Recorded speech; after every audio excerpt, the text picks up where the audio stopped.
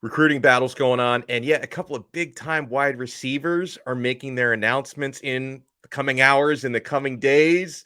Can Miami make some moves at that position? Because, yeah, we could use some receivers right now. You are Locked On Canes, your daily podcast on the Miami Hurricanes, part of the Locked On Podcast Network, your team every day.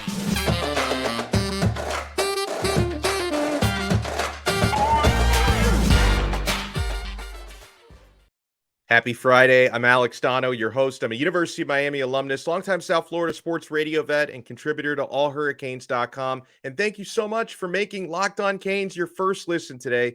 Yeah, we're available free wherever you get your podcasts and available free on YouTube.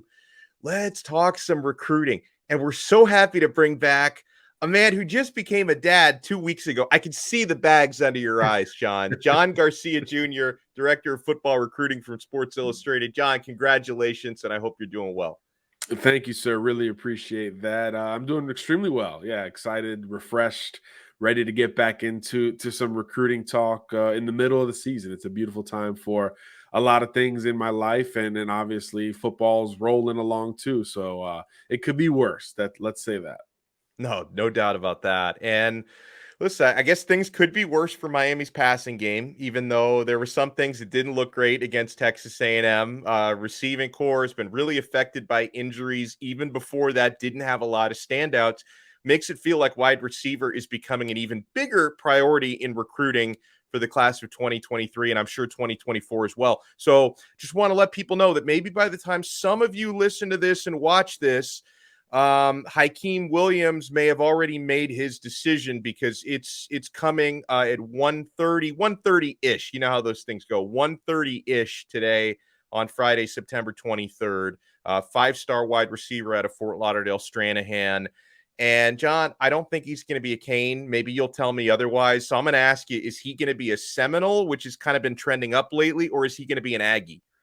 Yeah, Donna, those are really the two programs that have had a grasp on this recruitment of late. A week to 10 days ago, I would have said, look, Texas A&M looks like they're going to dip into South Florida once again for another elite prospect. We saw a lot of those South Floridians on the field against the U on Saturday. But since then, it's really felt more like Florida State's race to lose. I think you could point to their need, which is similar to Miami's and A&M's for that matter, at the position, but also some success that FSU has had on the field, maybe to the surprise of a lot of folks, particularly with a big physical type of wide receiver like Hykeem profiles similar to. So I think that, coupled with going up to see FSU play in person already this season, has FSU in a really strong position. I think a couple months back, we talked about if he was going to stay in the state, the Seminoles appeared to be the best school. But here's the thing with Hykeem Williams. There's still visits being talked about next weekend, the weekend after that, later in November, even early December. So there's still potentially a lot to be said in the race for Hykeem Williams. I know the Pittsburgh crowd, the Miami crowd, the Georgia crowd, even Alabama is listed as a finalist. They got to feel good about maybe a long-standing chance at Hykeem Williams. But going into the verbal commitment as planned September 23rd, you got to feel good if he stays in state for the Seminole perspective, if he goes out of state from that A&M perspective. But again, there is a lot of talk that this recruitment is going to go well beyond the verbal commitment. But certainly any of these six finalists want to win the verbal commitment initially and then go from there. But I think regardless of where he commits on Friday, Miami, Mario Cristobal, Josh Gaddis, that crew is going to stay heavy on Hykeem Williams. Not only is he at a major position of need, but he's basically hyper local in Fort Lauderdale. So I think that push won't just stop. Again, a lot of that is in Hykeem's court and how he wants to handle that. But I'd be surprised if those phone calls automatically stop from that 305 or maybe a 786 area code. Well, that's good info there. Now, a player that I do have, let's say, better hopes to land when he makes his verbal commit, which is coming up in a few days on Tuesday, September 27th. Tyler Williams, four-star wide receiver out of Lakeland, and he's got a very good size profile as well. And I do want to remind people, Miami has two wide receivers committed verbally for 2023, Ray Joseph and Robbie Washington, who I think both can be really good, but I'm looking at guys with height and size to complement the class. Tyler Williams is a great player, John. He's going to be announcing Tuesday. Georgia have been kind of the long-standing favorite for him, but a little bit similar to Hykeem with FSU. In recent weeks, Tyler Williams has started trending a lot to Miami. He scrapped an Ole Miss visit a couple of weeks ago to visit Miami instead. There's been a lot of buzz about Tyler showing back up in Miami this coming weekend for a visit. Do you think Miami can land this guy over the likes of the Georgia Bulldogs? I think it's certainly possible. And I think the visit change up and really the inclusion of Miami late in this recruiting process has been relatively telling. You know, Tyler's not one of these guys that's been recruited for 3, 4, 5 years and has always had this opportunity to take a bunch of visits and then shuffle the deck from there. No, he's more of a recent riser, former quarterback, transferred high schools last year to Lakeland, and then the blow up sort of began. So he's still about a year into his overall recruitment. So there's still opportunity seemingly for programs to move in and out of his list of favorites. And like you said, once that Ole Miss official visit was canned for a Miami unofficial visit, I think that was really interesting. Miami was not in his final five or really being talked about with the potential to land this kid until that visit happened. The communication has only increased from that point to the point that maybe another visit is going to go down between now and the verbal commitment. So if you're swinging for the fences, you've got a puncher's chance and you land the last two visits for an in-state growing priority like Tyler Williams,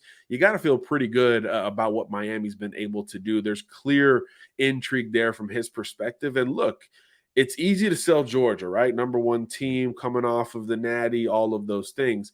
But you could flip that and say, look, Miami's got XYZ lined up, but man, they need some juice at the receiver position. It's very clear for all to see. So to package that for a kid who's just kind of stepping into that recruiting spotlight, I think could be great timing for the U. So if he does take this trip down to Coral Gables over the weekend to watch another non-marquee game, I think it says a lot about his legitimate interest in the U, and Georgia fans would probably sweat that one out a little bit, especially, again, with Cristobal, Gaddis, and these kind of coaches on the case. And I think that's another marker of the ascent that Miami's going to be on from a recruiting perspective. Even though it's not quite there on the field, the threat off the field is still there. And I think Tyler Williams is going to be one of the case studies when we look back at this class to see how things shook out. I think you hit the nail on the head that given just like the seeming need that Miami has to get wide receivers in there, which would lead to opportunity for a lot of these guys to hit the field quickly. I think that could be something highly influential. Another receiver whose name I've heard mentioned, I'm going to credit Matt Shodell from Kane Sport for putting this guy on my radar. So he's at the Benjamin School in North Palm Beach. He's a 3-star. He's actually a Wake Forest verbal commit named Micah Mays. And, according to Shodell, Miami's getting kind of hot and heavy in his recruitment. What can you tell me about him and what may be going on there?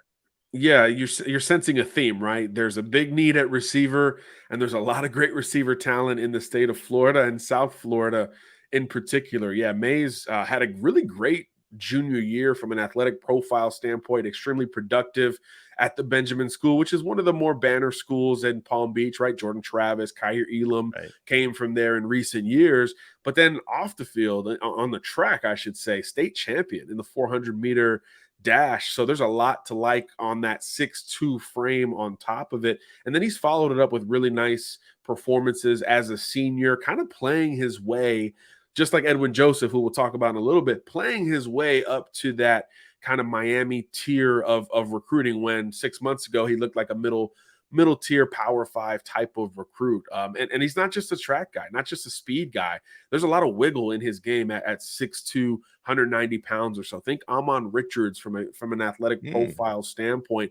There's just a lot to like about what he's put on the field over the last 12 months, supplemented by the frame and the track times. And again, going back to Miami's need at the position, you expect the board to widen, right? So you're shooting your shot at the very top, right? Brandon Ennis, Carnell Tate, Jurion Dickey, the guys we always talk about, Tyler Williams, Hykeem Williams, but you're still always expanding and looking to see who's kind of playing their way towards your interest. And I think Micah Mays is kind of the poster child for that one. Look, Wake Forest has done an amazing job evaluating and identifying talent beyond the top tier in the state of Florida and throughout the ACC footprint. And he's probably the greatest example of that on their current commitment list. But that's what recruiting is, right? You've got to hold off when the big boys come calling. So very curious to see what Micah looks like from a visit perspective. I know he's going back up to Wake Forest for the Clemson game this weekend, but beyond that, does he get down to Coral Gables, especially if Miami misses on Hykeem and or Tyler Williams, no relation between the two? Does he start to feel that Miami heat just a little bit more and start to get back down to Coral Gables and really see where things stand? By the way, folks, I want to remind you that when John Garcia joins us, he's brought to you by LinkedIn Jobs. I'd like to thank LinkedIn Jobs for being the official college football recruiting sponsor across the Locked On College Network. LinkedIn Jobs helps you find the candidates you want to talk to faster. Post your job for free at linkedin.com/LockedOnCollege. Terms and conditions apply. So John Garcia Jr. is with us. He is the director of football recruiting for Sports Illustrated. John, we got a lot more players to talk about. After the break, we're going to talk about Edwin Joseph, who you mentioned. I want to keep the streak alive and get the latest on Samson Okunlola. But, I want to ask you right now, though, about Cormani McClain, because every time when I throw it out there at Locked On Canes on Twitter, who do you guys want me to ask John Garcia about? There's just like a brigade of responses every time that I'll ask him about Cormani McClain. I believe that from where I sit, it's Florida in the lead, Alabama probably second place, Miami probably third place. I think he's been trending even more heavily to Florida lately. Is that the way you see it? Yeah, it's not so cut and dry with Cormani. It really never has been. But yeah, if you're playing the odds or you're making the odds for like the Bet Online folks, you'd probably start with the Gators. I think there's been a long-standing just kind of fan feel for him with UF, even dating back to the Dan Mullen staff previous to this one. There's always been kind of a consistency between Cormani and the Gators, and now you throw Corey Raymond on top of that, and you certainly feel better about Florida's chances to hold off Alabama, Miami, and all these other great schools for the premier corner in the class. But that's been established, and he's been on campus so many times there that there's a little bit of a, hey, if he's done, would he just have jumped on board by now? Not a big interview guy, not a big spotlight guy. He's the type of kid who profiles as a kid who just commits and is done with it, as opposed to one who drags it out for any type of attention. So to me, that does kind of reemphasize the door being open. And I think that's great news for the Alabama camp and maybe most importantly for the Miami camp, because that's the one that he is maybe learning the most about here on the fly, right? You know what you're getting with Alabama. It's Saban, T-Rob, that whole crew, all of that. With Miami, it's still very new, developing relationships with some of the coaches that are in Coral Gables. So if you continue to court him, maybe get him back on campus one more time, you feel better about your chances. But look, there's still no commitment date. I know there's a couple sources in Gainesville that feel like, hey, in the next few weeks, Cormani could be a Gator. And I think that's the standpoint you want to stand on from that Gator perspective. But if this thing creeps into November, December signing day, you start to feel much better about Saban's chances and Cristobal's chances in the end for McClain. But again, not a lot of visit talk around him right now either. So everything feels kind of status quo with this recruitment. So conventionally, I would say the long game is Miami's best friend in this one, because the sooner he does it, it does feel like Florida is probably the school that would benefit the most. Guys, stick with us. We have a lot more prospects to talk about here with John Garcia Jr. And I want to talk about Underdog Fantasy. This episode is brought to you by the great folks at Underdog Fantasy, the easiest place to spice up college football season this year, guys. I've been playing Underdog Fantasy since before they came aboard the Locked On Network. I've been playing Underdog for the past couple of years. Guys, the Pick'em games are awesome. Go to UnderdogFantasy.com or download their great mobile app. In my Pick'em this weekend, you look at the hires or the lowers. I like UNC quarterback Drake May higher than 254.5 passing yards against Notre Dame. The Crying Irish are going to suffer this weekend, and May's been throwing for an average of 310 yards per game so far. I like Notre Dame starter Drew Pine lower than 217.5 passing yards this week, and I like Louisville quarterback Malik Cunningham, who is just so dangerous on the ground, over 95.5 rushing yards against USF. So that's how my pick'em slip is going to look this weekend, guys. And I'm telling you, you're going to have so much fun at Underdog Fantasy. Go to Underdog and make your own picks like I just did. It's easy to play and available in over 30 states. Just pick between 2 and 5 players across any team, not just the Canes, and then decide if they're going to finish higher or lower. One of the easiest fantasy to play games out there, and you can win cold hard cash in a single game. Sign up with our promo code Locked On. That's all one word, by the way. And Underdog will double your first deposit up to $100. You deposit $100, they give you $100 free. Go to UnderdogFantasy.com or find the Underdog Fantasy app in the App Store. That's Underdog Fantasy, promo code Locked On. Get in on the college football pick'em action today. Thank you so much for making Locked On Canes your first listen today. We're available free wherever you get your podcasts, available free on YouTube. John Garcia joins us courtesy of LinkedIn Jobs. John Garcia Jr., Director of Football Recruiting for Sports Illustrated. So, John, there's been a lot of noise the last few weeks about Edwin Joseph from Chaminade. He plays receiver and defensive back. I understand Miami's recruiting him as a cornerback. Everyone I talk to has nice things to say about this player.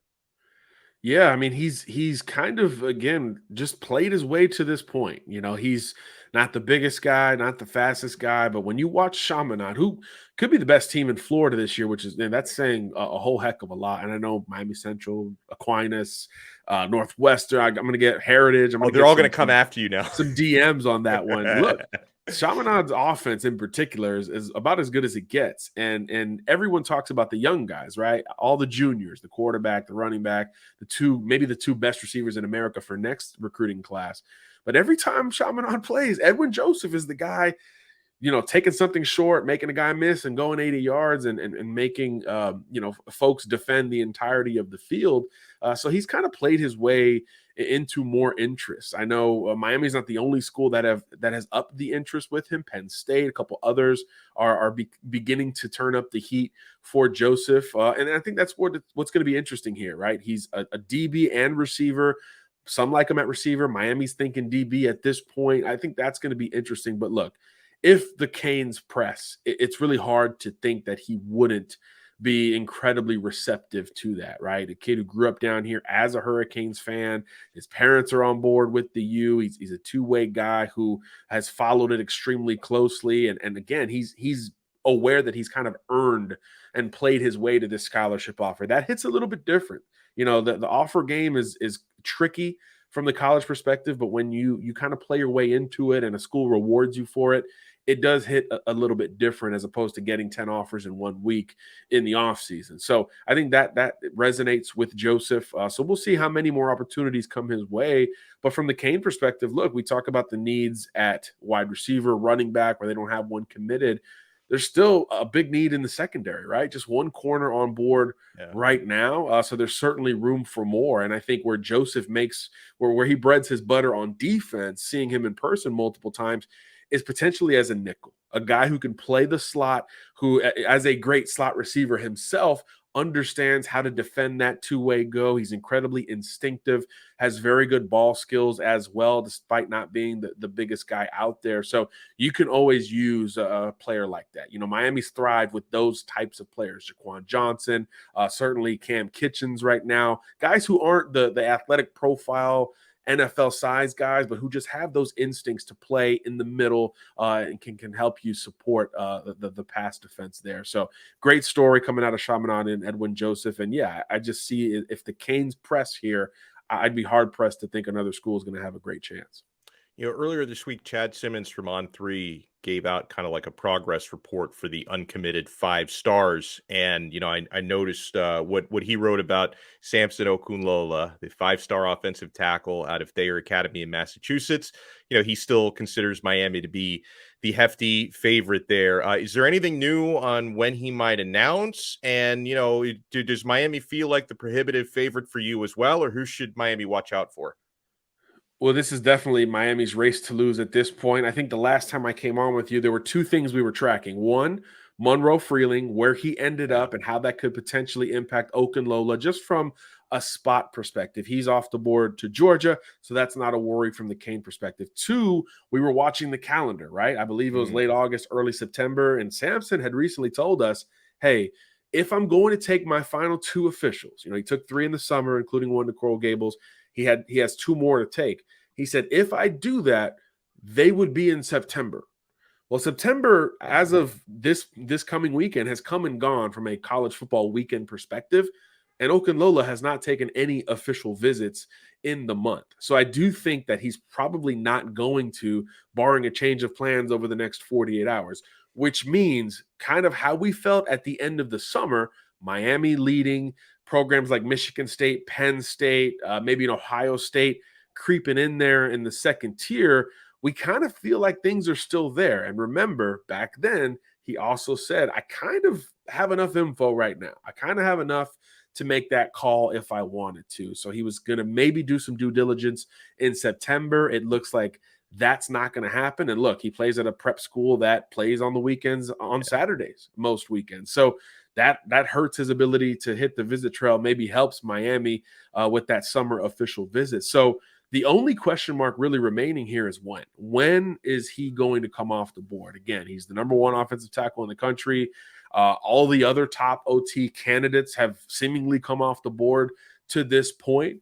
So I think Okunlola, the ball's in his court. All these colleges know that, and I think he knows that at this point. So no word on when he might do it, but I do get the sense that he is done with visits. And if that is the case, that is great news for the Hurricanes, and I would expect him to be a great candidate to cap what is maybe the best offensive line class in the country. I think you pair him with Francis Mauigoa, and that's about as good a group as you could imagine to put together up front at another big position group of need for the U. So easier to talk about the weaknesses, but adding to a strength isn't a bad deal, especially if it's with the number 1 offensive tackle in the country. So as things stand right now, I do think it's Miami's race to lose. Excellent. Everyone, make sure you follow this man on Twitter at John Garcia_Jr. Check out his work in Sports Illustrated and congratulate the man. He's a new dad, 2 weeks old, and everybody is naming their sons Luca, myself included. I've got a Luca. He's got a Luca. We've all got a Luca. Yes, sir. Thank you for the shout. Luca's first podcast mentioned 2 weeks into his life. He beat me by about 23 years. So congrats to him already. Oh, that is fantastic. Thank you so much, John. Take care. Likewise, brother. I love it. Fantastic stuff there as always from John Garcia Jr. Guys, if you're a small business owner, you're going to get fantastic stuff from LinkedIn. These days, every new potential hire can feel like a high-stakes wager for your small business. You want to be 100% certain that you have access to the best qualified candidates. That's why you have to check out LinkedIn Jobs. LinkedIn Jobs helps you find the right people for your team faster and for free. You add your job in the purple hashtag hiring frame to your LinkedIn profile. Spread the word that you're hiring. Then simple tools like screening questions make it easy to focus on the candidates with just the right skills and experience so you can quickly prioritize who you'd like to interview and hire. Guys, I have gotten jobs through LinkedIn Jobs, which means people who were hiring hopefully were happy with the candidates that they got. So I know that it works. Small businesses rate LinkedIn Jobs number 1 in delivering quality hires versus leading competitors. LinkedIn Jobs helps you find the qualified candidates you want to talk to faster. Post your job for free at linkedin.com/LockedOnCollege. That's linkedin.com/LockedOnCollege to post your job for free. Terms and conditions apply. Thank you so much for making Locked On Canes your first listen today. We're available free wherever you get your podcasts and available free on YouTube. Guys, we've got a weekend of games coming up, including Miami hosting Middle Tennessee at Hard Rock Stadium. Hopefully a get-right game and a bounce-back game after falling 17-9 at Texas A&M. Mental mistakes were frustrating. Inability to score touchdowns was frustrating for Miami. You had to settle for 3 field goals. I want to take a look at Miami's game and a couple of other ACC games with the numbers courtesy of betonline.net. My friends, BetOnline has you covered. See what they did there? with more props, odds, and lines this season than ever before. Bet online, where the game starts. So let's start with the Hurricanes. There's some interesting numbers, guys. BetOnline.net for Miami hosting Middle Tennessee this week. The Hurricanes are favored by 25 points against the Blue Raiders. That's a big number, regardless of the opponent. Now, I do think the Canes can win this game by 4 touchdowns or more.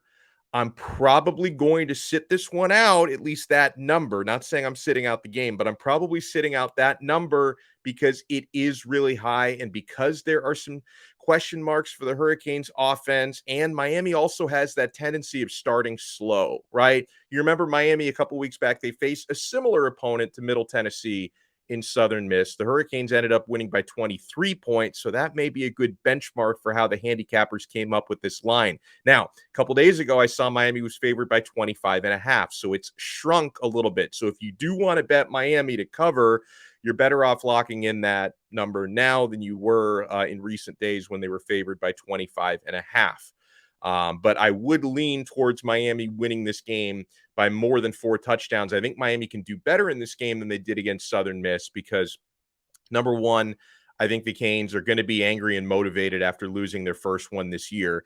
And number two, I think it's important that now Miami has gone on the road and they've faced a very fast, physical, athletic team, which gets them more acclimated to the speed of big-time college football this year. Because when you start the season against Bethune-Cookman and Southern Miss, who just don't play with the same sort of speed, intensity, and athleticism that Texas A&M plays with, Miami is now adapted more towards that. And defensively, the Hurricanes really rose to the occasion against Texas A&M, and Miami's running game and offensive line were really good as well. So if you do want to think about it, I think the Hurricanes probably win this one by 4 touchdowns or more. As far as the scoring goes, I'm actually leaning a little bit towards the under 53.5. Now, I say that because I don't think Middle Tennessee is going to score a whole lot. The Canes defense is clicking on all cylinders, or firing on all cylinders, I think I should say. So I could see Miami scoring in the 30s or maybe the very low 40s and keeping the Blue Raiders of Middle Tennessee to 10 points or fewer.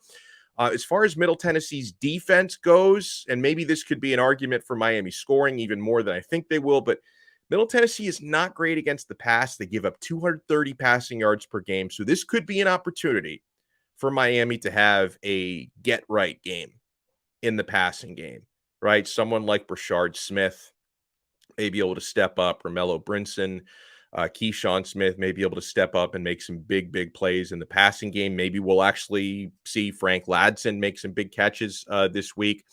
But I think the big thing, and this plays right into Miami's strength, the Blue Raiders are going to struggle against the run, okay? They're actually, when it comes to blitzing and, forcing some turnovers in the passing game, their defense has done a little bit of that, but I think Miami can really hurt them in the running game. So I look at the Blue Raiders because their average against the run doesn't look that bad. They average 104 yards given up on the run per game, but if you look at their loss, the blowout loss that they suffered week 1 to James Madison, they got gashed for 260 rushing yards. Miami is going to have the most physical offensive line they've faced and probably will face all season, and the most talented running backs that they're probably going to face all season. So I think the Hurricanes can really hurt them on the ground, okay? A couple of other games that I'm looking at this weekend, courtesy of BetOnline. Syracuse are favored by 10 points at home against Virginia. I'm impressed by Syracuse. Dino Babers and their 3-0 start and how they've taken care of the football. But at some point, Brennan Armstrong is going to figure things out. I think Syracuse likely wins this game at home, but I think UVA can keep it within a touchdown. They just have to avoid turnovers. UVA had 3 costly fumbles in their escape act against Old Dominion last week. So I'm leaning to UVA plus 10. Another game I'm looking at. You guys know I'm not a huge Notre Dame fan. North Carolina are favored at home by just 1.5 points against Notre Dame. Now, Notre Dame finally got a victory last week against Cal. Let's not overreact to that. They escaped. They were sloppy. Their fans booed them sporadically throughout that game. For UNC, Drake May, I mentioned I'm taking his higher when it comes to a player prop. The UNC quarterback, he is balling right now. UNC defensively, they've obviously not really stopped anyone, but I think that they're better than a 1.5 favorite at home against a not very good Notre Dame team. I'm also leaning to the over 55 in that game because I think UNC is going to score with very, very few problems in this game. Could be a high scoring game. So that is what I'm looking at, courtesy of Bet Online, where the game starts. We're going to have a preview episode for Miami hosting Middle Tennessee on Saturday. So join us then. Huge shout out and thank you to John Garcia. Guys, make sure you make Locked On ACC your second listen. Host Candace Cooper does an awesome job. I join her every Thursdays. Thank you for making us your first. We'll talk to you again tomorrow on another episode of Locked On Canes, part of the awesome Locked On podcast, your team every day.